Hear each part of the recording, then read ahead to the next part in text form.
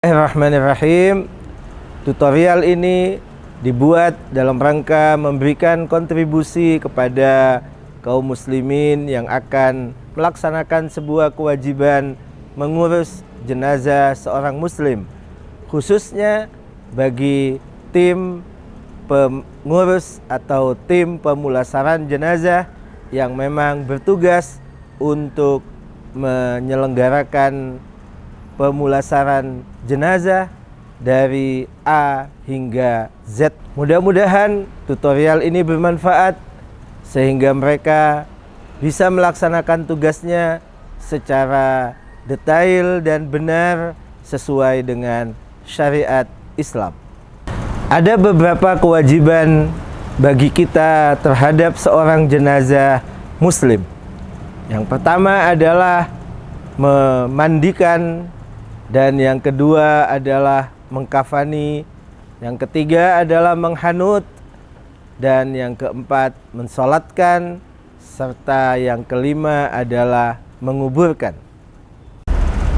Setiap jenazah muslim wajib untuk dimandikan. Hukum memandikan adalah wajib kifayah. Artinya bagi semua kaum muslimin, khususnya yang berada di sekitarnya, tentu terlebih khusus keluarga dan para walinya, berkewajiban untuk melaksanakan mandi jenazah ini. Dan jika sudah dilakukan oleh 1, 2, atau 3 orang dan dilakukan dengan benar, maka gugurlah kewajiban bagi yang lain. Ada 3 kelompok yang diperkecualikan tidak wajib untuk kita mandikan jenazahnya. Yang pertama adalah bayi yang lahir sebelum berusia 4 bulan di kandungan ibunya. Maka ketika dia lahir tidak perlu untuk dimandikan, cukup langsung dikuburkan. Yang kedua adalah seorang yang dikenal dengan nama syahid, yakni gugur dalam sebuah peperangan membela Islam, tentu dengan berbagai persyaratannya. Dan yang ketiga adalah orang yang dieksekusi mati atau rajam dalam istilah hukum Islam, maka dia sebelum dilaksanakan eksekusi sudah diharuskan untuk mandi terlebih dahulu dan kemudian menggunakan kain kafan, serta dilaksanakan eksekusi atau kisos atau rajam, dan setelah itu langsung disolatkan dan dikuburkan. Bagaimana jika ada bagian daripada tubuh kita atau tubuh seorang muslim yang terpisah dari badannya, entah karena kecelakaan atau amputasi ataupun yang lainnya? Maka di sini ada 3 kategori.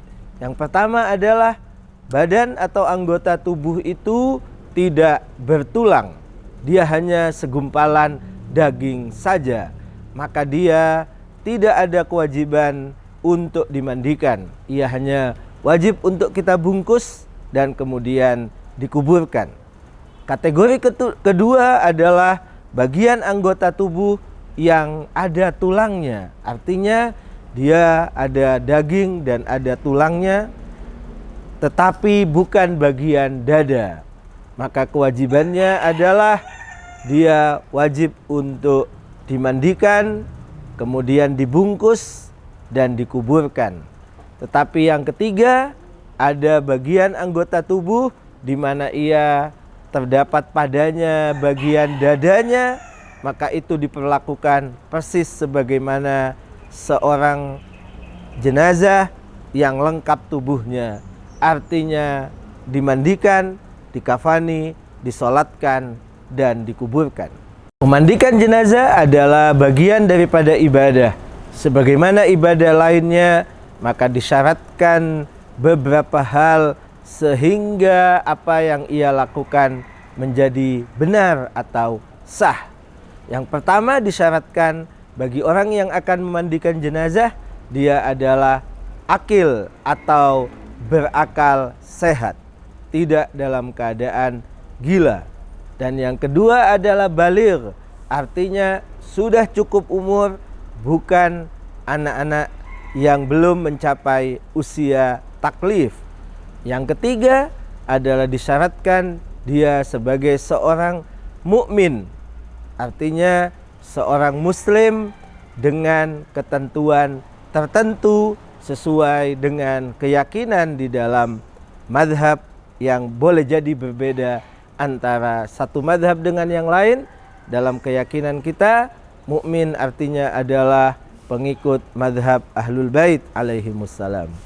Yang keempat adalah seorang wajib tahu berbagai hukum dan berbagai rukun serta cara untuk memandikan jenazah secara benar sehingga apa yang ia lakukan dihukumi sah.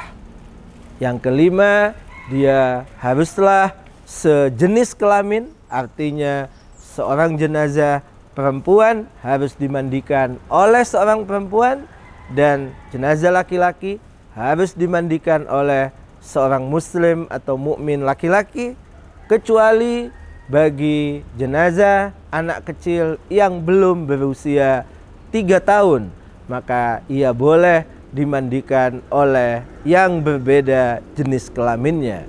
Syarat terakhir adalah dia mendapatkan izin daripada wali jenazah. Artinya tidak boleh kita main serobot, kita main untuk berkuasa, memaksa untuk kemudian kita lakukan mandi jenazah tanpa mendapatkan izin dari para wali sang jenazah.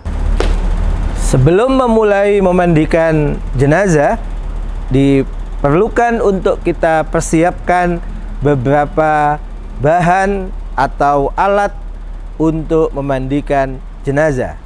Yang pertama adalah adanya 3 bak mandi ataupun 3 ember yang akan kita pergunakan untuk tempat air. Kenapa 3? Karena diperlukan 1 timba untuk air yang dicampur dengan kapur barus atau campiora, dan 1 timba lagi adalah air yang dicampur dengan sedikit daun bidara, dan 1 timba lagi adalah air tanpa campuran atau boleh juga diganti dengan selang yang bersambung dengan keran.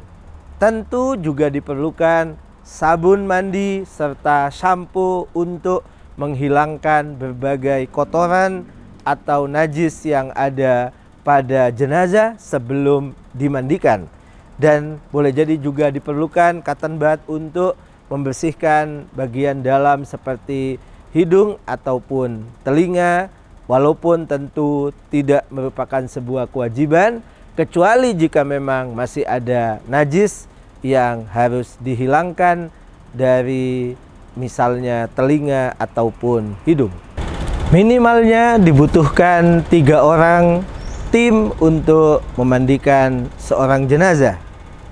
Pertama, bertugas untuk memandikan dalam artian mengguyurkan air ke seluruh tubuh jenazah. Yang kedua adalah bertugas untuk mengambil air, memberikan kepada yang pertama, dan dia tetap menjaga kesucian air dari gayung atau dari tempat wadah air tersebut.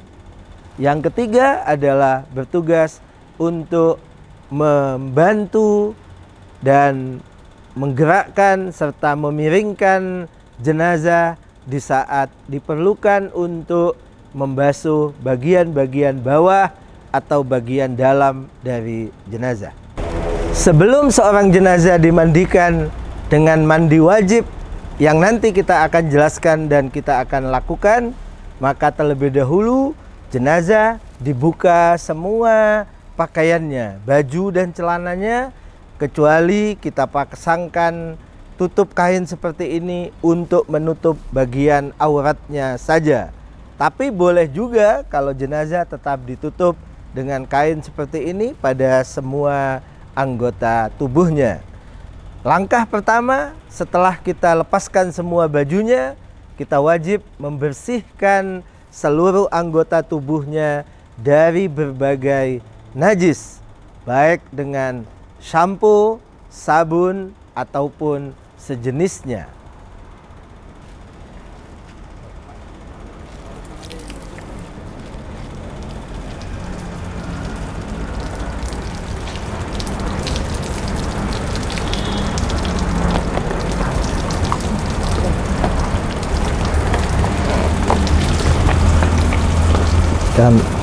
Jangan tinggi-tinggi, Pak.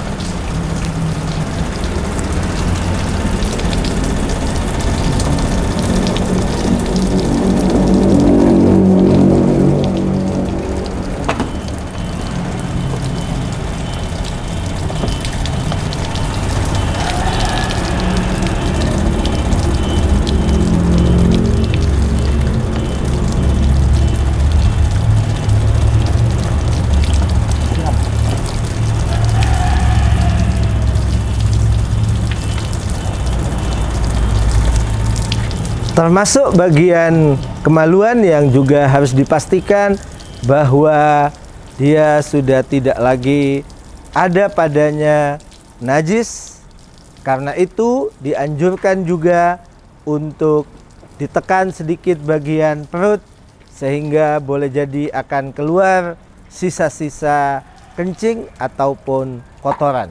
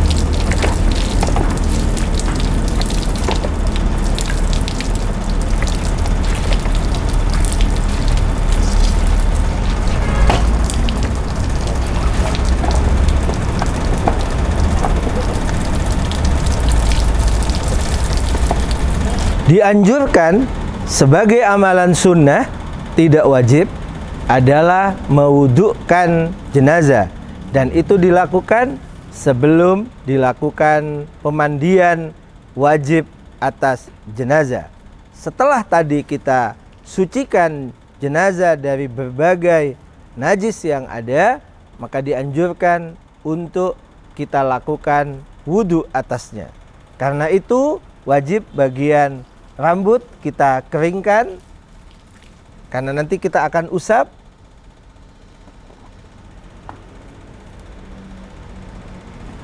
Begitu juga bagian telapak kaki harus dikeringkan.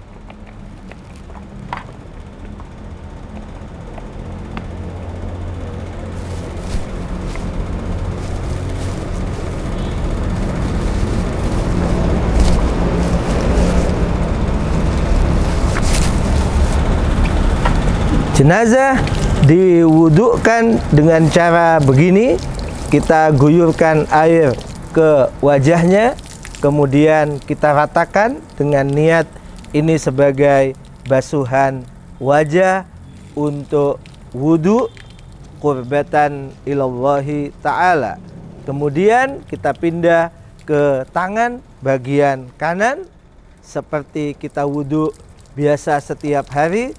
Kita kucurkan air ke tangan sebelah kanan dari siku hingga ujung jari. Kemudian kita pindah ke bagian kiri dari siku hingga ujung jari. Setelah selesai dua tangan kanan dan kiri, maka saat ini tangan saya harus saya keringkan. untuk kemudian saya ambil basahan yang ada pada tangan kanan dan tangan kiri untuk saya gunakan usap di bagian kepala yang tadi sudah kita keringkan terlebih dahulu.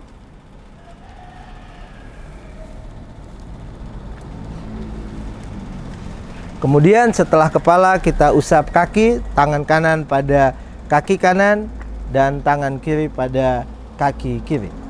Jenazah dimandikan sebanyak 3 kali.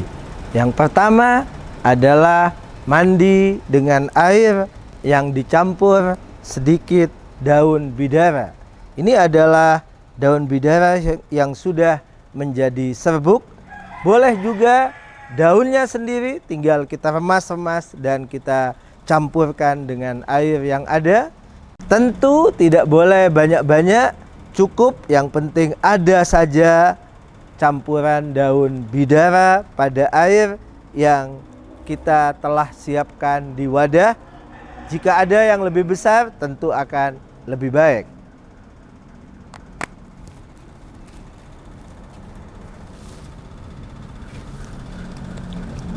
Air ini adalah air yang sudah dicampur dengan daun bidara. Sekali lagi, tidak boleh terlalu banyak. Yang penting ada padanya campuran daun bidara.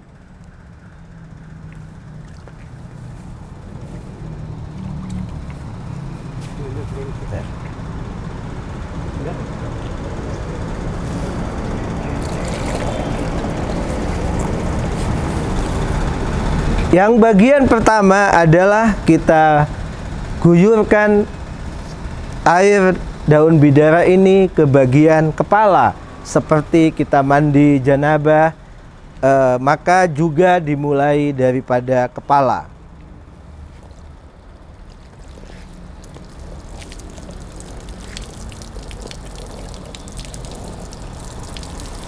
Karena jenazah itu sebelum suci dan sebelum dimandikan dengan mandi sempurna masih dihukumi najis, maka tangan saya yang saat ini dihukumi najis tidak boleh menyentuh air yang ada di bak mandi itu, karena itu butuh bantuan orang lain untuk mengambilnya.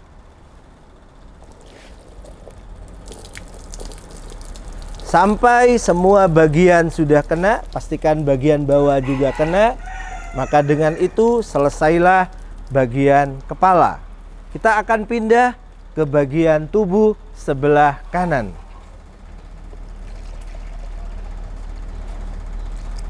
Seperti mandi janabah, kita akan guyur jenazah bagian kanan dimulai dari leher hingga badan bagian kanan. Tentu pusar juga harus dibasuh, harus kena air. Penting untuk kita perhatikan, kita tidak boleh melihat aurat seorang jenazah. Tetap diharamkan bagi kita untuk melihatnya. Karena itu wajib kita tutup selalu dan cukup diguyur dari atas. Kalau sudah pasti kena ke bagian dalam, tidak perlu untuk kita masukkan tangan kita ke dalam. Tapi jika masih ragu untuk memastikan, tidak masalah untuk kita pastikan bagian dalam juga kena air. Setelah bagian kanan atas dan bagian kanan bawah semuanya sudah selesai kita guyur dengan air, maka akan kita lanjutkan pada bagian kiri.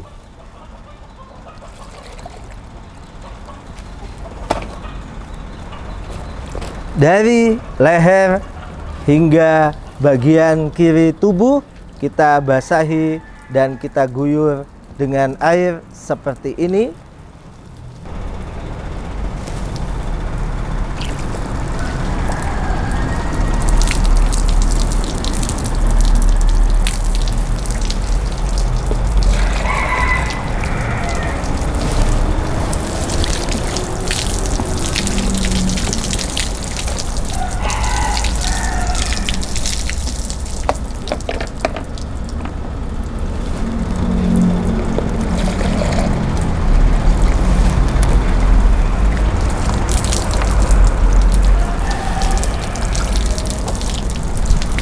Juga sama di bagian kiri, harus kita pastikan bahwa bagian bawah juga terkena air.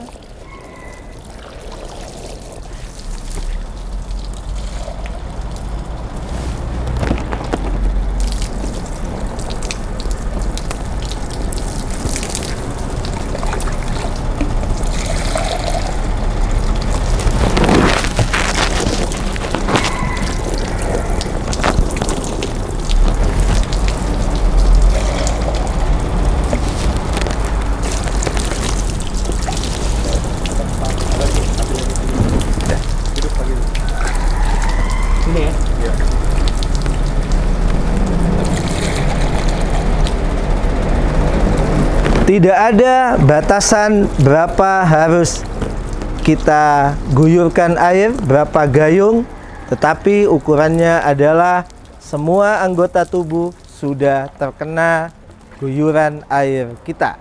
Di tengah kita memandikan, air yang pada bak pertama yang sudah kita campur dengan daun bidara, tidak masalah untuk ditambah dengan air murni, air selang seperti ini, khususnya jika air tersebut sudah terkena najis, maka menjadi wajib untuk kita sambungkan dengan air keran seperti ini. Bak mandi kedua adalah bak mandi yang kita gunakan untuk air yang dicampur dengan campiora atau dikenal juga dengan kapur barus.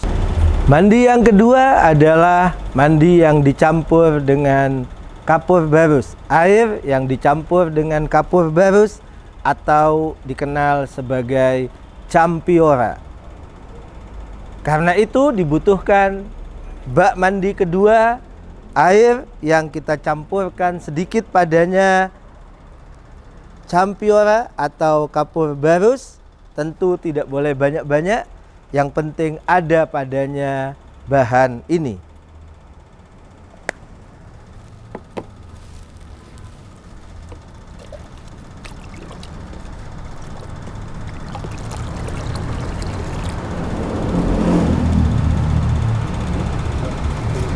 Seperti pada mandi pertama, kita mulai mandi kedua ini dengan air yang dicampur kapur barus, mulai dari bagian kepala.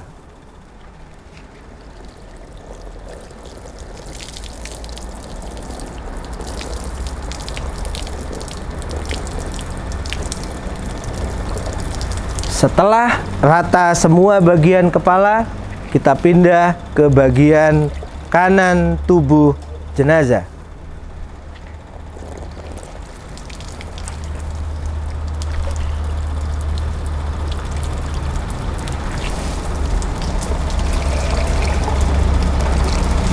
Bagian atas kita pastikan semua sudah terkena air, termasuk pusar dan kemaluan. Begitu juga bagian dalam atau bagian bawah tubuh yang perlu diangkat sedikit sehingga kita pastikan semua bagian bawah sudah terkena air ini.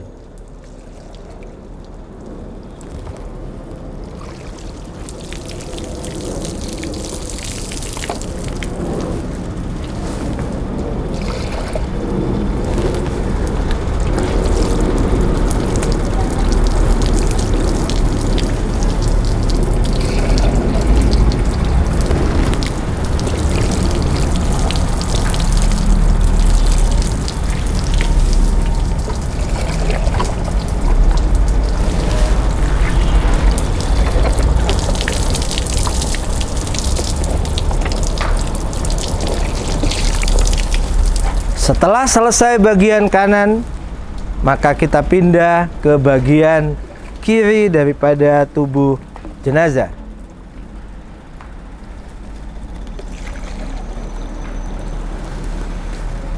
Dari leher menuju badan bagian kiri jenazah, sekali lagi termasuk pusar dan kemaluan.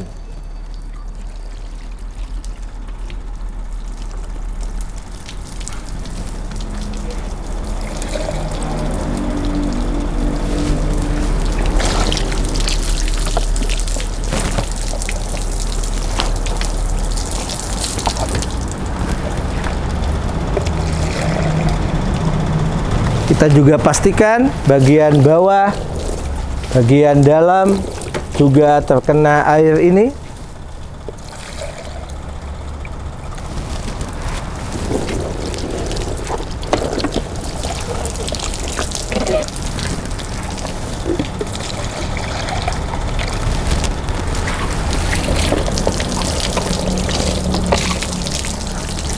Selesailah mandi kedua, yaitu mandi air yang dicampur dengan kapur barus atau campiora. Kita akan pindah ke mandi yang ketiga. Setelah kita mandikan dengan mandi yang pertama air yang dicampur daun bidara, dan mandi yang kedua air yang dicampur dengan campiora, maka kita akan melaksanakan mandi ketiga, yaitu dengan air murni, air tanpa campuran. Bisa menggunakan bak mandi seperti ini. Kita ambil air dari bak mandi itu untuk kemudian kita tuangkan kepada jenazah. Seperti ini.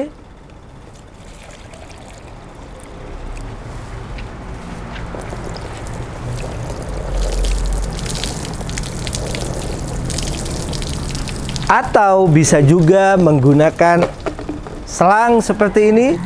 Langsung saya guyur pada bagian wajah,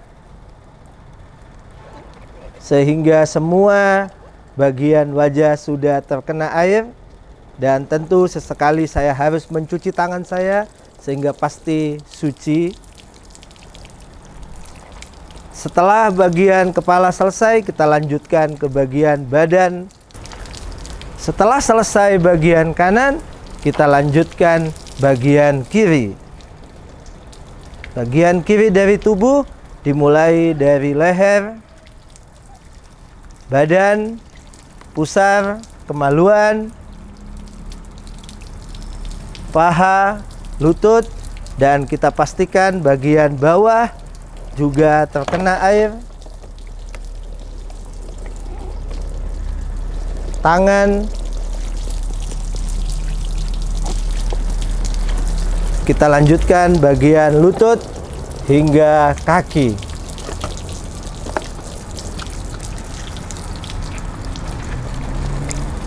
Jangan lupa, karena ini adalah ibadah, maka yang melakukan mandi harus niat memandikan jenazah qurbatan ilallah.